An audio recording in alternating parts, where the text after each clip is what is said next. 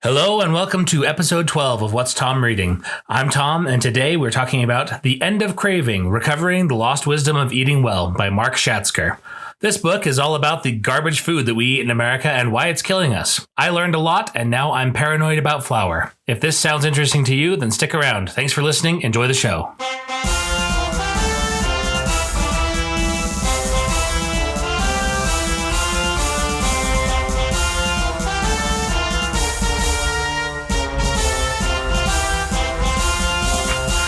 All right, so as I said, today we are talking about the book The End of Craving by Mark Schatzker.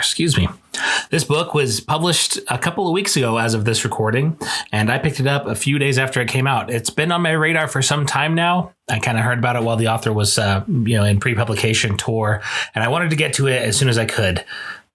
First, as always, let's take a quick look at the author, and then we'll move on from there. So Mark Schatzker, he's the author of this book, The End of Craving, another book called The Dorito Effect, and another book called Steak. And I'm interested in both of those. I haven't heard anything about either of them.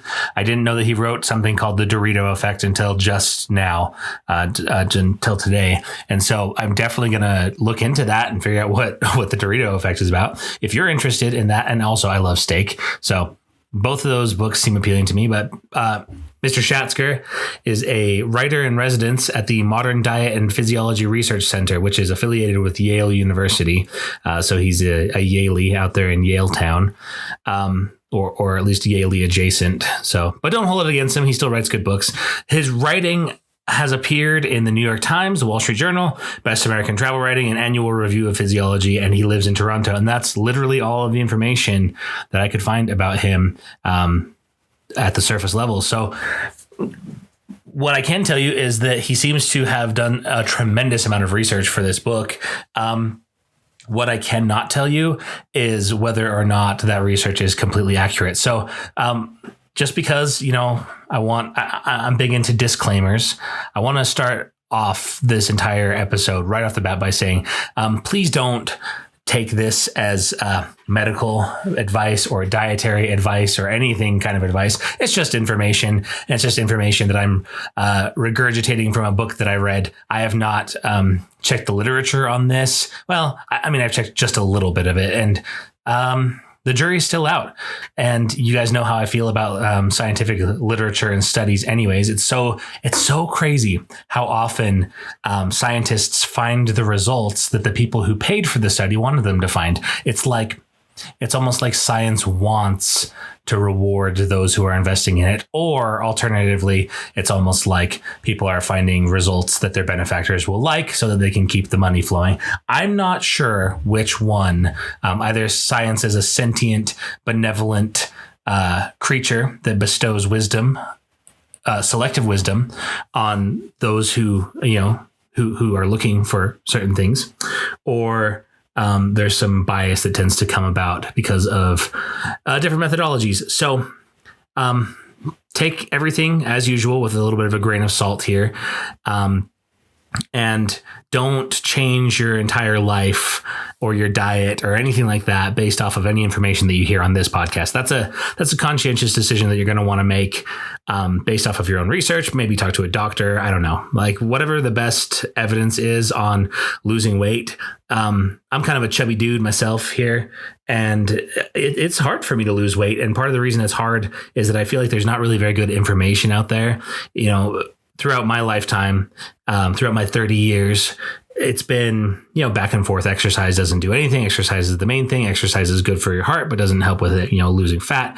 Exercise builds muscle, which loses fat. All of that stuff, sounds good and sounds reasonable. And I think it's probably right. But it seems like, every couple of years, there's a new fad diet. Right now, you've probably heard of like keto, where people are eating basically like straight fat and no carbs so they can try to get their bodies into the habit of burning fat. And there was also Atkinson diet, which was like, straight meat and bacon and stuff like that. There's been lots of different dietary fads throughout the years, and I suspect I suspect that anything I would tell you today would probably not be just based off of, past history. I don't know. Maybe this is the breakthrough moment, but I would suspect that anything that I tell you today is going to be somewhere in just like the long line of, not that useful or helpful dietary information. So please don't let it change your life. Don't let it affect your worldview. And I'm going to give dietary scientists the benefit of the doubt here, because it's a profoundly difficult thing to study, right? Because it must take, I don't know what, 10, 15, 20 years to get good results back on a dietary study. And you have to have how do you control some large enough sample of people's complete diet for that long to see the different effects? So I get it. It's an imperfect science because of the restrictions of, what's available to study. But there were some very interesting and compelling points that the author made in this book that I think deserve at least a little bit of attention. And so kind of the main overview, the main point on this book is that the author noticed that people who live in Italy versus people who live in America tend to be much thinner. And it's not because they are eating more healthily. They're not. They eat garbage just like we do. It's not because they're exercising more. He found a sample of people who are quite sedentary. And it's also not because, they're smoking or something else like that. Italians apparently do smoke more than Americans do on average, but, you can control for that as well. And what ends up happening is, even though you control for, level of activity, how much people are walking, whether people smoke or not, the Italians tend to fare a lot better as far as staying thin versus Americans. And what's interesting, they thought maybe there was a genetic component to it. They've ruled that out too by going over to the United States to immigrants who've immigrated from Italy, Italian Americans or whatever, and they start to chub up just like Americans do pretty quickly, right? There's something, they figured that there must be something that we're doing in America that's uniquely different. Maybe it was fast food. Nope, the Italians eat fast food too.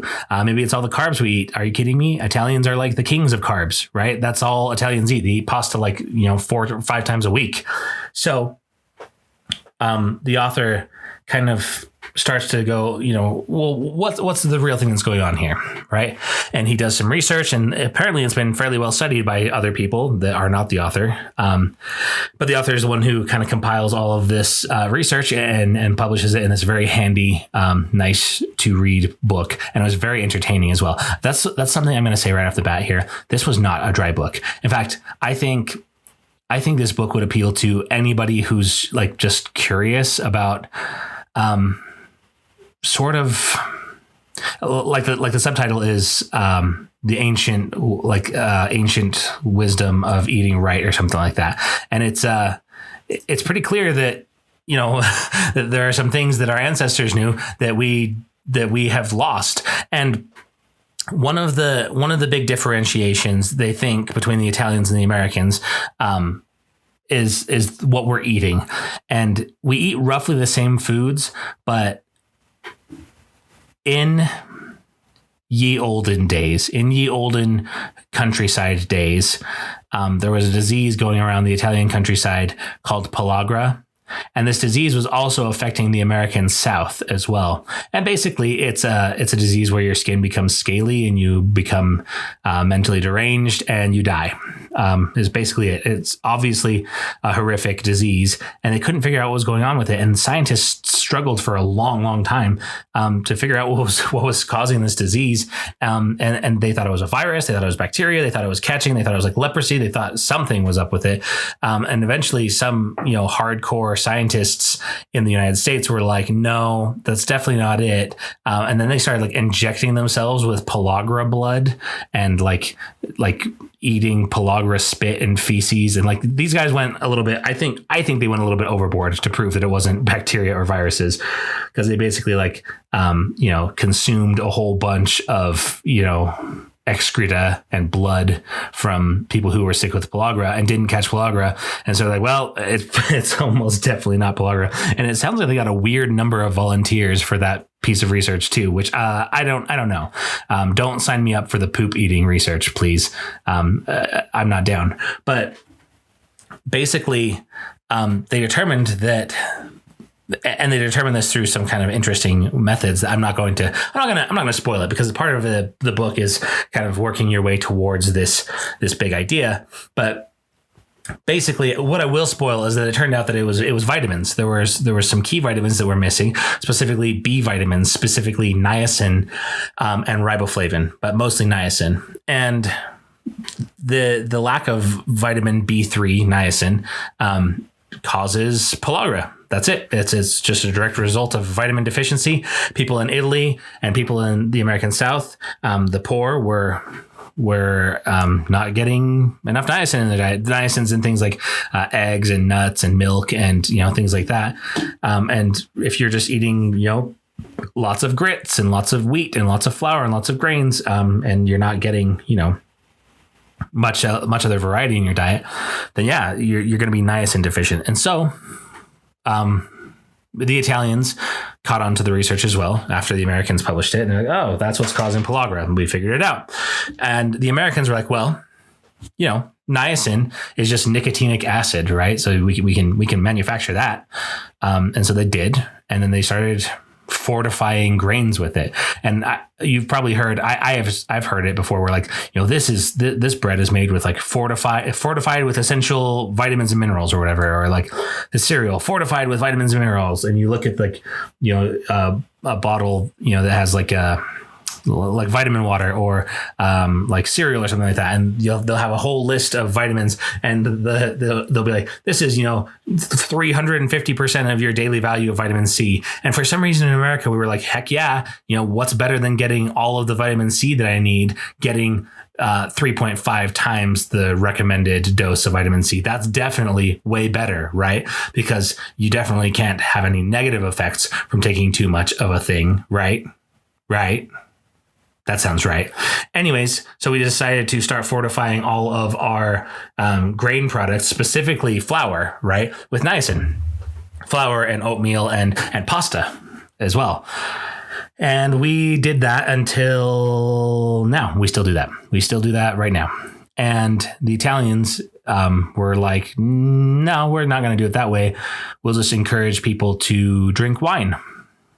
And for some reason that works. They got lucky. I will say this about the Italians. They are the gods smile upon the Italians, because they seem to just get lucky from time to time. They were like, yep, let's just recommend that people who have pellagra drink wine. And because the wine was of such poor quality, there was a bunch of yeast cultures floating around in it, and yeast is a pretty good source of niacin. So boom, automatically cured pellagra somehow through wine drinking.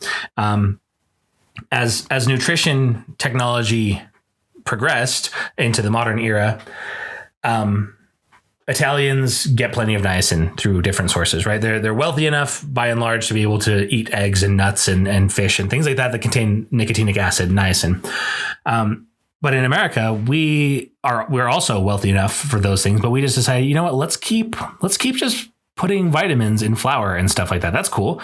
Vitamins are awesome. The vitamin means vital mineral, vitamin, right? So, they're awesome. There's no calories, there's no carbs, there's no sugar. They're just vitamins, and we need them to live. And if we don't have them, we die, horrible deaths. Scurvy, for example, is a vitamin C deficiency where all of your teeth fall out and your gums bleed and you become mentally deranged and die.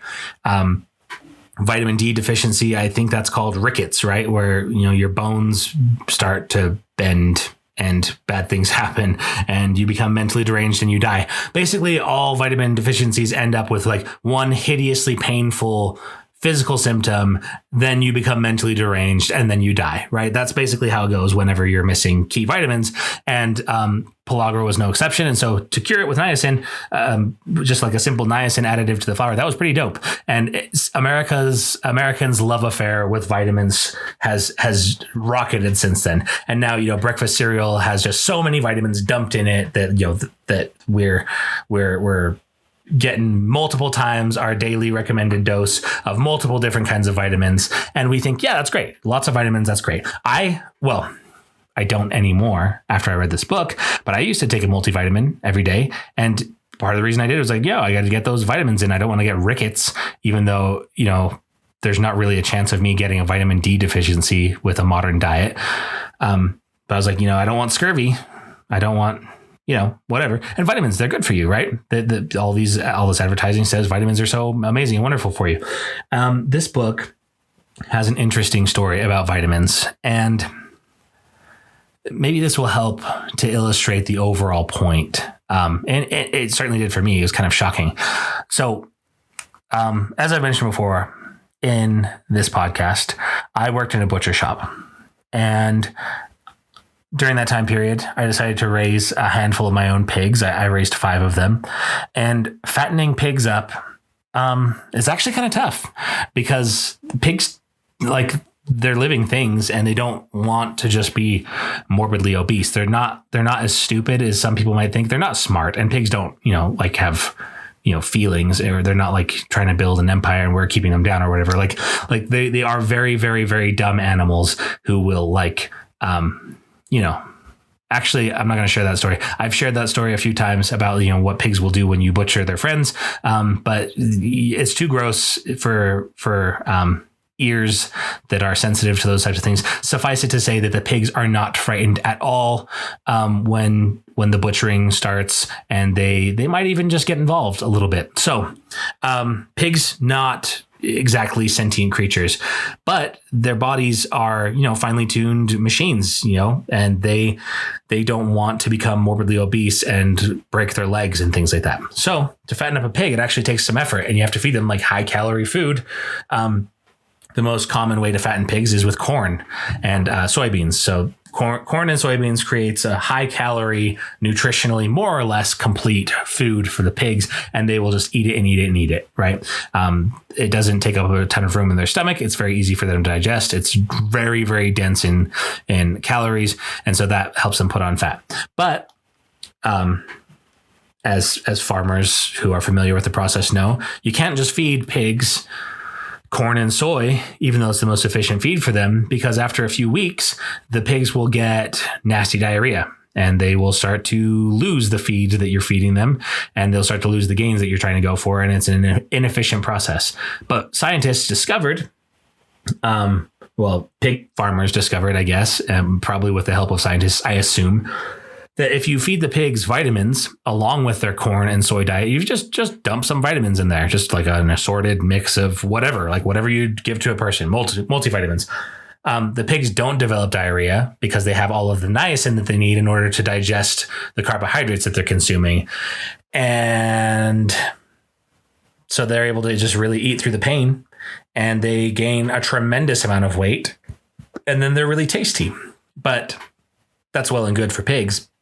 Now imagine my consternation when I realized that I am a lover of carbs. Again, as I said, I'm a chubby boy. I am a lover of carbs. I am a lover of corn and soy, mostly corn, and wheat and flour and bread and all that stuff. And then to find out that I have been willingly giving myself a multivitamin every single day to make sure that my body is more readily able to consume and digest vast quantities of calories. Here's the thing where it gets kind of spooky, though, guys, is that if you have a bunch of niacin floating around in your bloodstream, there's really good evidence that your body's like, whoa, we got to find something to soak up this niacin with. We better go get some carbs. And then you go and get some carbs, and those carbs are loaded with niacin. And around we go, all of us on this vicious, crazy train full of carbs, just packing on the pounds. And that, the author contends, is the main reason for obesity. There's also another reason that he contends. Oh, and the Italians, they don't fortify their flour, right? So he says that's mainly the reason why. We're also aggravating with the other things that we consume, and that is artificial sweeteners and artificial fats and artificial emulsifiers and things like that. All the artificial stuff that we put into processed food. I'm going to talk specifically about diet soda because, again, chubby boy, I like me some Diet Coke. I'm not ashamed to admit that I drink Diet Coke like a lot. And there's a good amount of research now that diet sodas are really bad for you, but not only, don't sue me, Coke, right? Like I'm just telling what this guy said. Okay. Right. Don't shoot the messenger. It's not, it's not on me. Anyways, what the author contends is that, there's been several studies basically saying that when we drink Diet Coke, and it's complicated, but I'm going to try to give like a really fast overview of this experiment. But basically, scientists mix up a bunch of different drinks that had a varying amount of calories in them, and some of them were sweet. Well, so they were all designed to be the same sweetness, right? But some of them were sweetened with sugar, some of them were sweetened with artificial sweetener, and some of them had sugar, but then they also had like a bunch of like tasteless, colorless starch that is just extra calories for no reason, right? And so these drinks range in calories from 0 to 150 calories, right? But they were all sweetened to taste exactly the same. And the people who participated in the experiment, people who drank the 0-calorie soda, they were like, yeah, it's good. It's sweet. So it's all, yeah, that's a soda. And then immediately went home and they kept track of all the things that they ate for the rest of the day. And they immediately went home and ate on average, an extra 75 calories of soda, or sorry, not of soda, of food, after drinking the 0-calorie soda. The people who drank the 75-calorie soda went home and recorded what they ate, and they did not eat any extra calories relative to the 0-calorie group. And the people who overate calories from the soda, that means that they got too many, they had the weirdest reaction of all because they did not metabolize those extra calories. And scientists were like bamboozled by this when this result came in, because they're like, well, our brains taste sweet things. And then, that's how we know that something's good to chew and swallow. And then our bodies take it from there. But what they kind of have found and hypothesized since then is that our brains, they taste something sweet and then they kick off the digesting process by, basically having you secrete the right hormones and enzymes to digest the type of food that you ate. So if you eat something that's like buttery and fatty, then they're like, okay, yeah, we're going to need these enzymes. Let's load them up. Or if you eat something that's sugary and sweet or something that's sour, they're like, okay, let's load up these enzymes. Let's get this going. Your brain triggers that before the food even hits your stomach, apparently. The jury's still out on this. This is cutting edge. Like I said, this book came out like 2 weeks ago. But basically, these results would seem to indicate that. So the back to the diet soda, these were all sweetened to the level of 75 calories, right? Those who had fewer calories in them, their brain was like, hey, they're supposed to be 75 calories. Now we've got some insulin floating around here, and so we're gonna need to take care of that, right? And so the person goes and eats almost exactly an extra 75 calories, right? To make up for the deficit, and the brain's like, okay, that's good.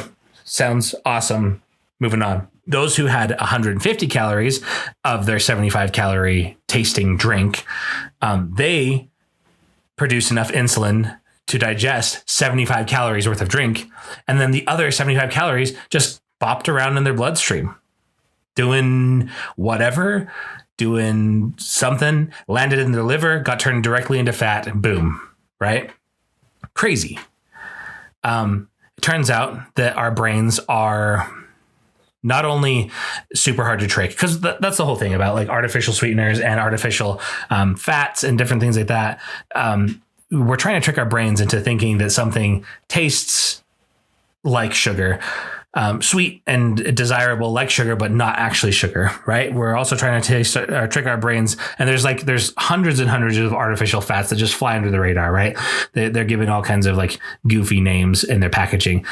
That you should definitely research so that you can know what you're eating. But basically, our brain turns out is not that easy to trick. Turns out it's actually a super meticulous accountant that is keeping track of every single calorie that you're eating or that you're supposed to be eating. And that when we're when we're eating foods that that their caloric content does not match the signals that the brain is getting, that throws our systems into whack, and we end up with a lot of extra hormones floating around. We end up with like a bunch of insulin just floating around in our bloodstream. You get insulin resistance and diabetes, and that might be what's causing all of this obesity and heart disease and diabetes, is because our brains are not able to digest the food that we're eating accurately because we're telling our brains lies, and our brains are putting hormone into our bloodstream that is not doing the trick, not doing what it was intended to do. And so, and what's crazy to me is that you drink a diet soda or whatever to avoid the calories, but then your brain is like, no, go get those calories. And if I think about it, then I'm like, yeah, obviously I'm eating those calories. Otherwise I would be skinny by now. Right. And I'm not. And not only that, but I'm overeating, and what I'm overeating, is just getting sent directly to my liver and stored as fat, right? All these things are not good for you. And that's kind of the main thesis of this book. I loved it. I thought it was very scary in some ways because, nobody wants to hear that the food that they're eating is actually poisonous in some unforeseen way. Like, I assume when I'm eating a burger and fries that it'll eventually kill me, but I don't assume it's because of the vitamin B3 that's in there, the niacin, that's making it so much easier for me to put on weight, right? Like, it's crazy that our efforts to avoid pellagra, which is, it's a horrible disease, right? I don't want to like downplay the suffering of pellagra. It killed hundreds of thousands of people, right? But obesity and heart disease and cancer and diabetes, these are the big killers in modern times. And they're very, very serious. And we might be causing that by adding superfluous quantities of vitamins to the things that we eat. And so the moral of the story is, just eat natural food, man. Don't try to trick your brain. Your brain can't be tricked. And even if you do succeed in tricking your brain, you're going to end up with a bunch of jacked up hormones floating around in your bloodstream doing things that they're not supposed to be doing, right? It can't end well. Food science has progressed so well, and companies put in so much money into research and development. Crazy, crazy amounts of money to make sure that when you take a drink of something, it tastes exactly like it's supposed to. Or when you bite into something that's fatty, some of these artificial fats they're incredible, right? These are amazing, incredible fats that are undigestible to our bodies that will reduce the caloric quantities or the caloric content of the foods that we're eating, sometimes by like 50%, right? And the companies that sell these things to you, they know that you care about calories. And so if they can show that there are fewer calories on the package, then there's just something like dextroflavin, maltodextrin or whatever, like on the packaging, that you're not going to care that much about that. You're just going to care about the calorie number because you're counting calories, right? And so they are creating these artificial, very strange things that you eat, and they do it so that they can have the same product that tastes good, tastes better than their competitors, but with fewer calories. That's a way for them to get an edge. And you almost can't even be mad at them for that, because they're just trying to satisfy what you specifically want from them, which is a great tasting product with as few calories as possible. They're just doing what you want, and they're finding innovative and crazy and scientific and technical ways to do it. Turns out though, we should probably just eat things that are what they appear to be, right? We should probably just eat meat and nuts and eggs and vegetables and fruits. And, we can have bread and flour and things like that, but we don't have to load in a bunch of unnecessary vitamins and minerals, because we actually have the ability to have a pretty balanced and varied diet in the modern world. We no longer need to be fortifying these foods with vitamins. We shouldn't be taking multivitamins in the morning, because there's no evidence. Let me say that again.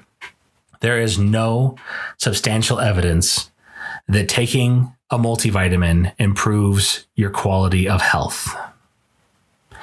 You are not at risk of having a deficiency in basically anything other than iodine, right? Like let's keep the iodized salt, because iodine can be a pretty tricky one to find. And, iodine, the thing is like, you're not going to go out and overeat salt. You are, but you're not going to like go out and just like, oh man, I'm craving salt right now, and then eat like a pound of salt or something like that, right? Where you're not at risk of iodine overdose, really. But all these other things, if they're like making carbs more palatable and more easily digestible and putting a chemical inside of our carbs that makes us want more carbs, that's a recipe for obese people. And I think we're seeing that play out. We're seeing that play out in big ways in America. And so, as I said in the beginning of this episode, I don't want you to go out and change your whole life. I don't want you to like think, oh man, the sky is falling and I need to avoid niacin, because dietary science is tricky. There are lots of fads. This could be a flash in the pan. I don't know, but it's making me think. And the thing about fattening pigs, I have experience with that. That sounds right. And so I'm gonna maybe start to eat foods that have recognizable ingredients and probably not that much else if I can help it. Right. And it sucks because it's more expensive to eat that way, but I'm hoping that I will eat less in the long run, be less fat, have less chance of getting diabetes or heart disease or cancer. And the best thing is that, Italians are world renowned for their food. When you think of Italians, you don't think of people who are dissatisfied with their food experience. They are foodies. They freaking love their food, right? And they're eating more natural, more wholesome, better tasting food because they're not on the freaking carb treadmill, man. They're not being, fed chemicals and hormones that encourage them to go and stuff their face with carbs no matter how bad you feel afterwards, right? Their relationship with food is actually pretty beautiful, and they make amazing food, and they're all about the taste and the quality. And I want to be about the taste and the quality. So I'm going to make some changes to my life. Even if the science on this is not perfect, I think there's something to it.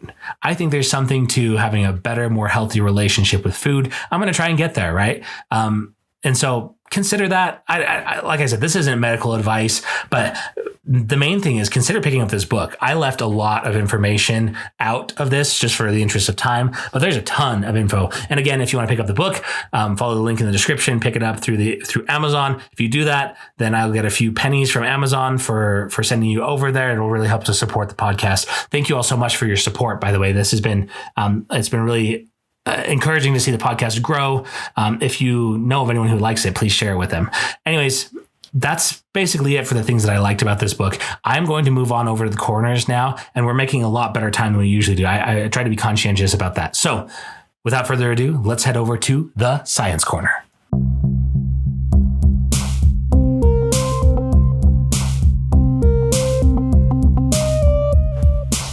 All right. So welcome to the Science Corner, and just a trigger warning, this one's going to be a little bit gross. Part of the reason that made me think about this is that I thought about all those people with the pellagra, the scientists who were studying pellagra, and they were eating people's poop. I was like, man, that is crazy. That's outside. They eat their blood and their spit and their poop to try and infect themselves with a disease, or to try and prove that a disease is not infectious. I was thinking sometimes medicine is crazy gross. And then I remembered what a buddy of mine who's going to medical school told me about one time. This was, I don't even know if he remembers this. Joshua, if you're out there, if you don't remember this, call me and correct me. But I do remember talking to you about this. And another friend of ours, Derek, also mentioned this to me. He's in medicine as well. So my medical knowledgeable friends, who know that poop is funny, they have separately told me about a procedure that's called fecal transplantation, which is, it's just incredible. It's incredible that it's real. What a time to be alive. What a time to be alive. Science has really done some miraculous things. But this one, I think this one really takes the cake. Basically, if you have diarrhea, or if you've taken some really hardcore antibiotics and killed all the natural flora in your gut, then it's going to be tough for you to digest your food. You need some bacteria in your gut to help you digest food. And so you'll get diarrhea, you'll start to get malnourished, and it's a bad deal. So the way that they fix this is you find someone who you know and love and trust, who has just excellent poop, they just take wonderful poops. They're very, very good at pooping. And you ask them kindly in a private setting, if they'd be willing to give you some of their poop. And then if they agree, you take their poop to your doctor, and your doctor makes a poop milkshake out of them and squirts it up your butt. And that poop, I have to say that fecal transplantation has historically been done through a tube that goes down your nose and into your stomach and into the like duodenum or duodenum or whatever in your small intestine, and then they squirt the poop into there. I think I mean, it's tough to say which one I would prefer, right? I would prefer neither. But if I had to get a poop transplant, I think it'd be a more natural experience to have it not be shoved down my nose. Although having it shoved up your bum is probably not that natural anyways, this is a real life medical procedure, and it really does like change your life. It'll make your life so much better because you can borrow some of your friend's healthy gut bacteria. And before you know it, you won't have diarrhea anymore. You'll be digesting your food like a champ, and all because you have a very special, trusted poo buddy. This has been the Science Corner. Let's move over to the History Corner and talk about something less gross.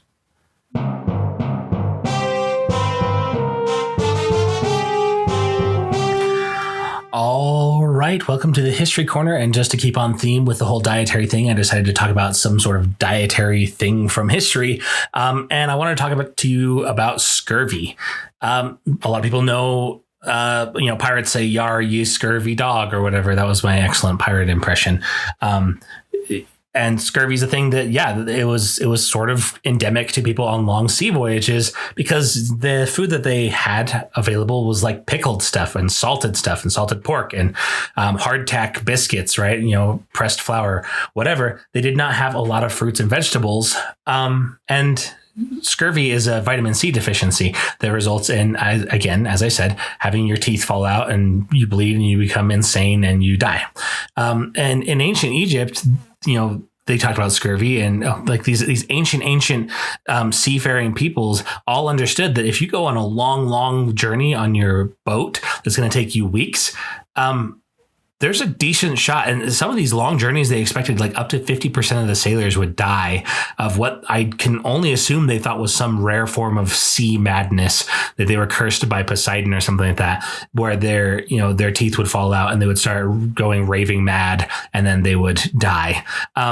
But after a while, people started to discover that it was a vitamin C thing. And there was a really cool excerpt from this book, actually. It talks about a British sailor who shows up in the Caribbean after a long sea voyage, and he's symptomatic of scurvy and he's really having a bad time with it. And he lands in the Caribbean, and he immediately goes to get a bunch of oranges and eats them and loves them.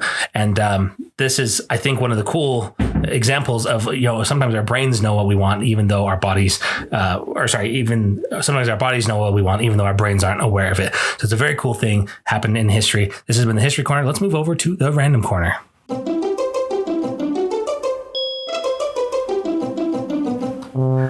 Did you know that basically all animals need salt to survive, but that it's actually pretty hard for certain animals to get salt from their diet, especially large herbivores? There's not a lot of salt readily available in their environment.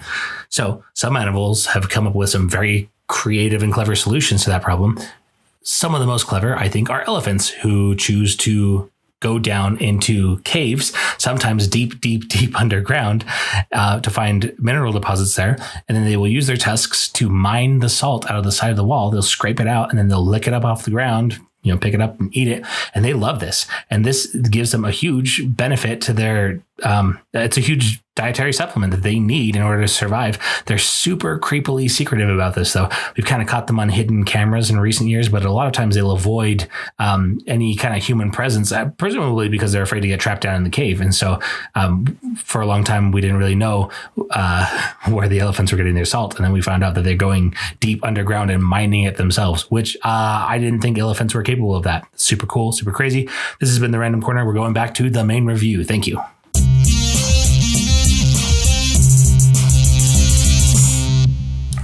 All right, so we are back with the main review.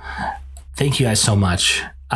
Again, before I jump into the things that I didn't like so much about this book, I wanted to say thank you again so much for the kind words and the support and everything that you guys have done to support this show. It's a labor of love. Like I said, I love these books. I love talking about these books. I love that there's somebody out there somewhere in the world who's listening to this podcast and maybe getting something out of this. If you want to pick up the book, follow the link in the description, get it for yourself. You won't regret it. This was a good one.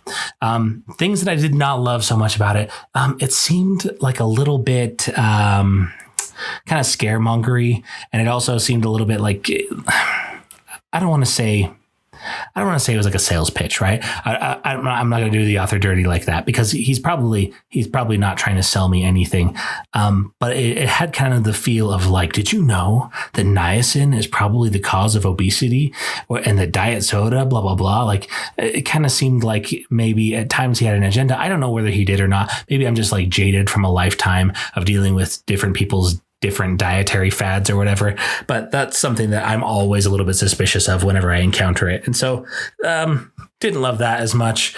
Other than that, though, this book was, I think, really thoughtfully put together. I think it was really well executed. It wasn't the most like riveting book that I've ever read. I don't want to say that, because, you know, some of you out there would definitely find this book to be extremely fascinating. The subject matter was very interesting to me. That's why I picked it up, obviously.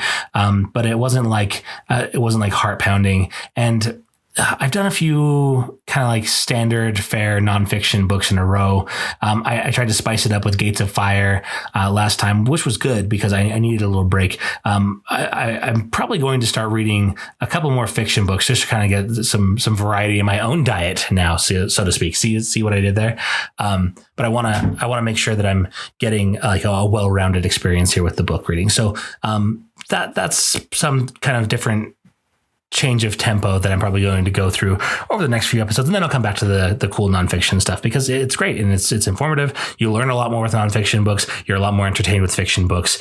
And I have to be careful with spoilers in fiction books as well. So it's going to be kind of a slightly different format, but we'll make it work because fiction books need love too.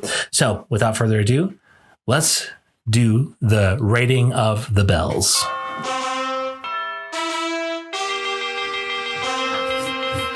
That's right. This is a 3-star book. I feel a little bit bad giving it that low of a rating because it was a really, really good book. It just wasn't that exciting, you know, and I can't just keep giving everything 4 stars except for the masterpieces. So this one, I feel like just barely didn't quite make it over the hump to become a 4-star book. It was very interesting. I would highly recommend it, especially if you're interested in this particular topic. But it was, it left a little bit to be desired in like the excitement kind of scene. So, but yeah, definitely. If you want to pick it up, then for sure pick it up. And again, I know I've said this a couple of times now, but thank you guys all so much for your kind support for this podcast. It means a lot to me that you guys are listening to it and that you're getting something out of it. If you wouldn't mind, please go ahead and share it with somebody else who you think might get a kick out of it.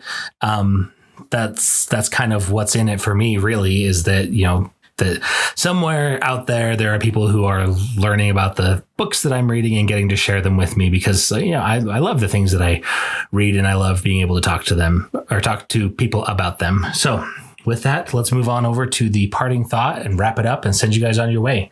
And for today's parting thought, on the topic of food and diet, I have been thinking a lot lately, especially since reading this book, mostly because of reading this book, I guess, about the things that I eat and where they come from and what goes into them and what the implications of the foods that I eat are. And everything you eat carries with it an implication, right? Everything that you consume becomes literally a part of you. And kind of a garbage in, garbage out mentality is probably pretty safe for you to have when it comes to the things that you eat. If you're eating trash, you've probably noticed, as I certainly have noticed, that you feel bad after you do it, right?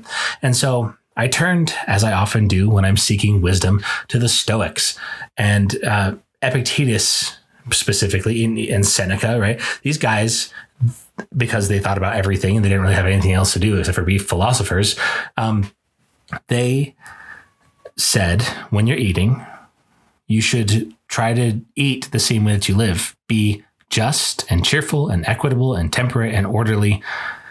Take your time. Be conscientious of the things that you're eating. And then, Seneca explored the morality of eating meat. He became a vegetarian for a year, just kind of. He and Epictetus and Marcus Aurelius, they all wanted to avoid gluttony. They wanted to avoid being, overly indulging in anything really. And they weren't obsessed over their weight and their appearance. In fact, Stoic philosophy kind of discourages that type of behavior, but they really wanted to make sure that they were minimizing harm and living as, I guess, just as nature intended. And this is something that I've thought of more recently, that I remember from my days as a working in a butcher shop. And when like I said, I raised pigs, I raised chickens, and I raised them for meat, and they were for my family to be able to eat the meat. And but after a day of butchering chickens or slaughtering pigs, and you process them and you package them up and you put them in the freezer, you don't want to have chicken for a little while. You don't have pork for a little while. You don't want to do any of those things because you're conscious that something that was alive is dead now, and it died so that you can eat.